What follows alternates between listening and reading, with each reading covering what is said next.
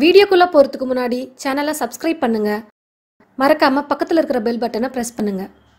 Welcome to Selvapriya's kitchen. முருங்கைக்கீரை பொரியல் எப்படி செய்யறதுன்னு பார்க்கலாம். நான் ஒரு கட்டு முருங்கைக்கீரை வாங்கியிருக்கேன். முருங்கைக்கீரை இலையை மட்டும் நல்லா பறிச்சு நான் சுத்தம் பண்ணி எடுத்து வச்சிருக்கேன். நல்லா ஒரு கைப்பிடி அளவுக்கு வேர்க்கடலை எடுத்து வறுத்து தோல் எடுத்து வச்சிருக்கேன். 6 வரமிளகாய், 7 பல் பூண்டு.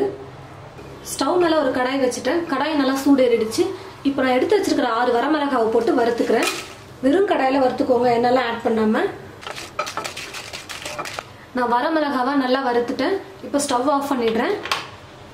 இப்போ இந்த வரமிளகாய் கொஞ்சம் சூடு ஆறுனதும் நம்ம மிக்சியில போட்டு அரைச்சிக்கலாம். வரமிளகாய் நல்லா சூடு ஆறிடுச்சு. இப்போ மிக்சியில போட்டு நம்ம இதை ஃபர்ஸ்ட் தூள் பண்ணிடலாம்.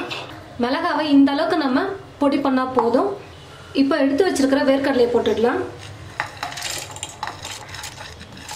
வேர்க்கடலை போட்டு மிக்சியை ரொம்ப நேரம் ஓட விடக்கூடாது.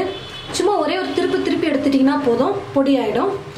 பாருங்க, வேர்க்கடலையை நான் அரைச்சிட்டேன். ரொம்ப அரைக்கல பாருங்க, ஏன்னா இப்போ நம்ம பூண்டு போட போறோம். 7 பல் பூண்டு எடுத்து வச்சிருந்தேன், அதை இப்போ இதில் போட்டுடுறேன். இது கூடவே உப்பு ஒரு 1/2 ஸ்பூன் போட்டுக்கிறேன். இப்போ மிக்சியில போட்டு ஒரு சுத்தி எடுத்துக்கோங்க. வரமிளகாய், வேர்க்கடலை, உப்பு, பூண்டு எல்லாத்தையும் போட்டு நான் மிக்சியில் அரைச்சிட்டேன். பாருங்க, இந்த மாதிரி உதிரா இருக்கணும். அந்த அளவுக்கு சும்மா லைட்டா ஒரே ஒரு திருப்பினீங்கன்னா போதும், எல்லாமே அரைஞ்சிரும். இப்போ நம்ம பொரியல் செஞ்சுக்கலாம். ஸ்டவ் பற்ற வச்சுட்டு ஸ்டவ் மேல ஒரு கடாய் வச்சுட்டேன். கடாயை நல்லா சூடேறிடுச்சு. ஒரு 4 ஸ்பூன் எண்ணெய் ஆட் பண்ணிக்கிறேன். எண்ணெய் நல்லா சூடு இருந்ததும் ஸ்டவ்வை கம்மி பண்ணிட்டு எடுத்து வச்சிருக்கிற கீரையை நம்ம எண்ணெயில போட்டுக்கலாம். கம்மி பண்ணிட்டு போடுங்க, இல்லைன்னா கீரை வந்து வெடிக்கும்.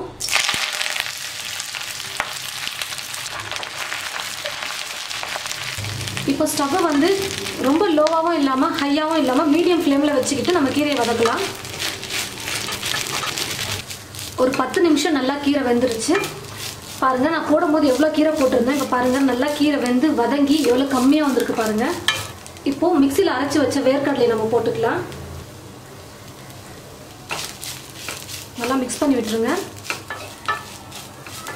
நான் வேர்க்கடலை அரைக்கும் போதே உப்பும் அதிலே சேர்த்து போட்டதுனால இப்போ நான் உப்பு போடலை. உங்களுக்கு வேணும்னா டேஸ்ட் பண்ணி பார்த்துட்டு உப்பு கம்மியாக இருந்தால் ஆட் பண்ணிக்கோங்க. இன்னும் கொஞ்சம் போட்டுக்கிற வேர்க்கடலை கம்மியாக இருக்கு.